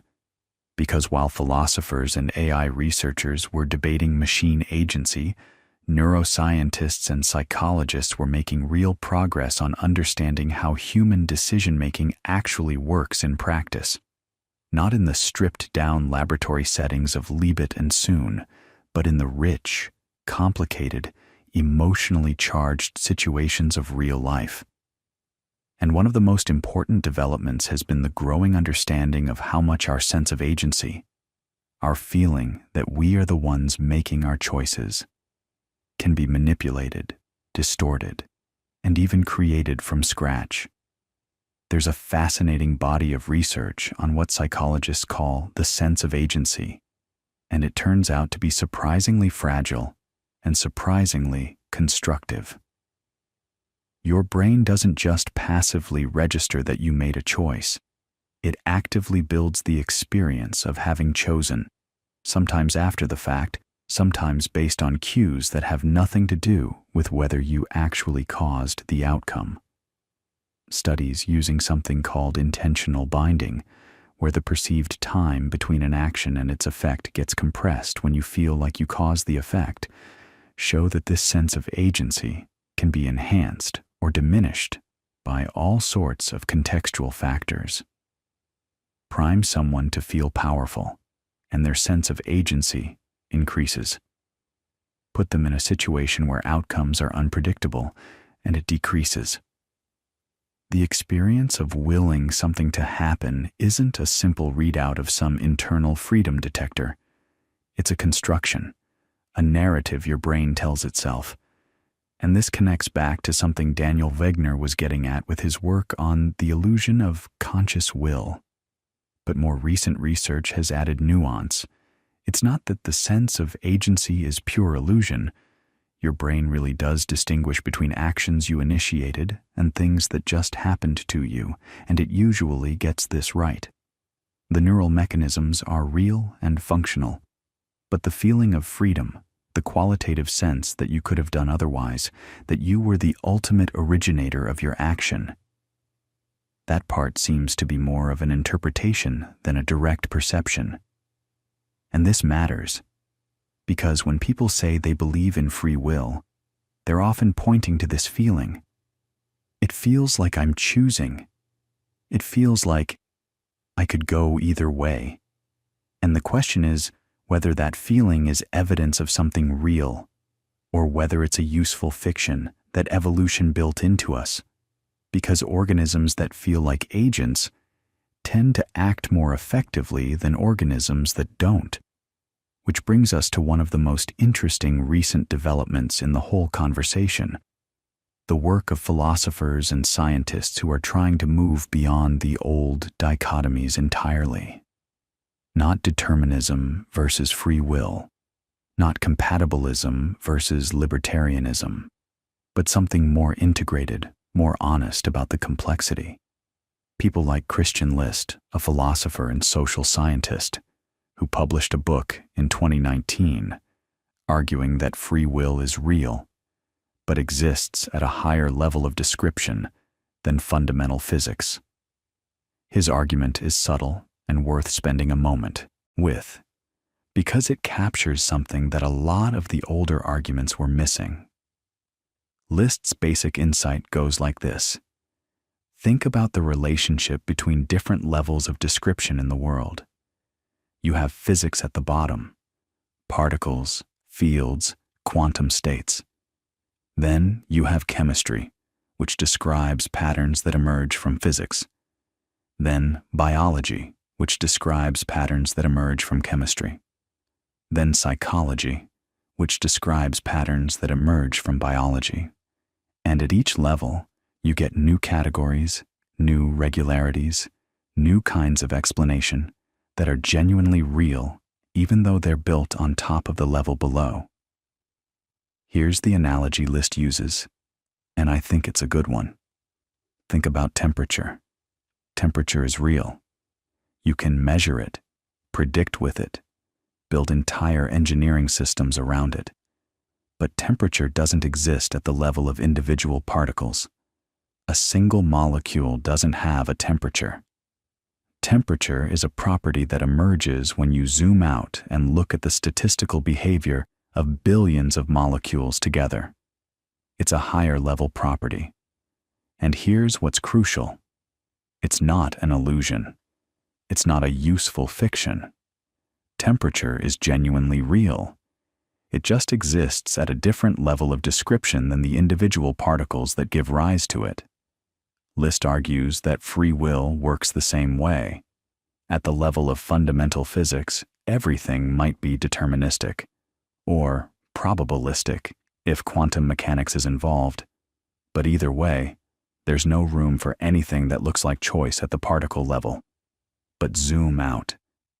Zoom out to the level of a whole human being, a person with beliefs and desires, and the ability to deliberate and consider alternatives and act on reasons. At that level, List argues, you genuinely do have multiple possibilities open to you. Not because the physics is different, but because at the higher level of description, the same physical microstate is compatible with multiple different macro-level trajectories depending on how the agent processes information and weighs reasons. Now, that might sound like a trick. You might be thinking, well, if the physics is determined, then the higher level stuff is determined too, right? It's just complicated determinism. And this is where List gets really careful. He distinguishes between what he calls supervenience, the idea that higher level facts depend on lower level facts, and reducibility, the idea that higher level facts can be fully explained in lower level terms. He accepts supervenience. Yes, everything that happens at the psychological level is grounded in what happens at the physical level, but he denies full reducibility. The patterns you see at the psychological level, the regularities, the causal relationships, the if-then connections between beliefs and actions, these can't be cleanly translated into physics. They're real patterns in their own right. And within those patterns, there is genuine openness, genuine alternatives, genuine agency. It's a sophisticated form of compatibilism, really. But it feels different from the older versions because it's grounded in the philosophy of science, in questions about what makes a level of description legitimate, what makes a pattern real. And it sidesteps a lot of the old arguments because it doesn't try to find freedom hiding in quantum indeterminacy, and it doesn't try to redefine freedom so that determinism doesn't matter. Instead, it says, look, the question of whether you have free will depends on what level you're asking the question at. Ask at the level of particles, and the question doesn't even make sense. Particles don't deliberate. Ask at the level of persons, and the answer is yes. You do have free will, because at that level, the relevant features are present. You consider options. You act for reasons. You could have done otherwise in the sense that matters, the sense that your deliberation was real and could have led to a different outcome given different reasoning. Not everyone is convinced, of course. Hard determinists like Sam Harris would say this is still just dressing up the same old compatibilist move, redefining free will to mean something weaker than what people actually mean by it. And hard incompatibilists like Dirk Perboom would say that even if the higher-level patterns are real, they don't give you the kind of ultimate origination that genuine free will requires. You're still, in the end, a product of causes you didn't choose. Your reasons are caused. Your deliberation is caused. The feeling that you could have done otherwise is just that, a feeling. But here's what I find interesting about where the conversation has landed. After thousands of years, literally thousands of years, from Democritus and Epicurus, all the way through Augustine and Aquinas, and Luther, and Hobbes, and Kant, and Libet, and Harris, and List. After all of that, the debate hasn't been settled. And I don't think that's a failure. I think it tells us something important about the nature of the question itself. Think about it this way. Most scientific and philosophical questions, given enough time, converge on something like an answer. We figured out that the Earth goes around the sun. We figured out that species evolve by natural selection. We figured out that matter is made of atoms. These were hard-won insights, but they stuck. The free will question is different.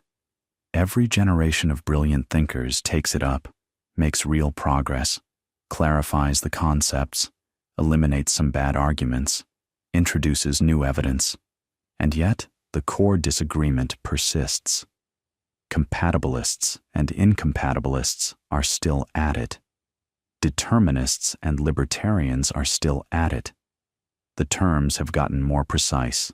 The neuroscience has gotten more sophisticated. The philosophical frameworks have gotten more rigorous. But the fundamental tension remains. And I think the reason is that the free will question sits at the intersection of several things that are genuinely hard to reconcile.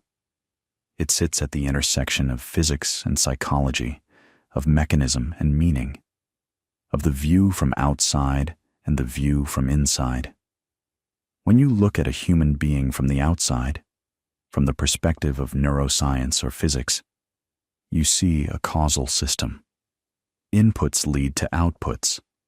Neural patterns lead to behaviors. There's no little ghost in the machine pulling levers, and that picture is accurate. It's not wrong. But when you look at a human being from the inside, from the perspective of the person living their life, you see something completely different. You see deliberation. You see choice. You see the felt reality of deciding. And that picture is also accurate. It's also not wrong. The hard part, the really hard part, is figuring out how these two pictures fit together. And maybe they don't fit together neatly. Maybe the free will question is what philosophers sometimes call an antinomy, a situation where two seemingly valid lines of reasoning lead to contradictory conclusions. Kant thought something like this, remember. He said that from the perspective of the phenomenal world, everything is determined, but from the perspective of the noumenal world, freedom is real. He didn't think you could fully resolve the tension. You just had to hold both perspectives at once. And there's something almost restful about that, isn't there? After all this, after the atoms of Democritus and the swerve of Epicurus, after Augustine wrestling with God's grace, and Luther nailing his theses and Laplace imagining his demon, and Libet timing his readiness potentials, and Harris insisting you can't control your next thought. After all of it, maybe the most honest thing you can say is, this is genuinely hard, and the difficulty isn't a sign that we're confused. It's a sign that we're grappling with something real. Because here's what everyone agrees on, even the people who disagree about everything else. Everyone agrees that you are a remarkably complex system. Everyone agrees that your brain processes information in ways that are staggeringly sophisticated. Everyone agrees that you have the capacity to reflect on your own thoughts, to consider alternatives, to weigh reasons, to imagine futures that don't yet exist, and work toward making them real. Whether you call that free will or not, whether you think it's the real thing or a very convincing simulation, the capacity itself is extraordinary. And it's yours. The hard determinist says you're a puppet, but an incredibly intricate puppet, so intricate that the strings are invisible even to the puppet itself. The compatibilist says you're not a puppet at all. You're a self-moving system, and the fact that your movements have causes doesn't make them any less yours. The libertarian says there's something more, some genuine spark of uncaused origination in the act of choosing. And the hard incompatibilist says the whole framework of moral responsibility needs to be rebuilt from the ground up, regardless of what we call free will. And you know what? Each of these positions captures something true. The determinist is right, that you didn't choose your genes, or your upbringing, or the initial conditions of your brain. The compatibilist is right, that there's a meaningful difference between acting because you want to, and acting because someone is holding a gun to your head. The libertarian is right that the experience of choosing feels like something more than just the unfolding of a causal chain. And the hard incompatibilist is right that our justice systems could stand to be more thoughtful about the relationship between punishment and the causes of behavior. Maybe the free will question isn't the kind of question that has a single clean answer.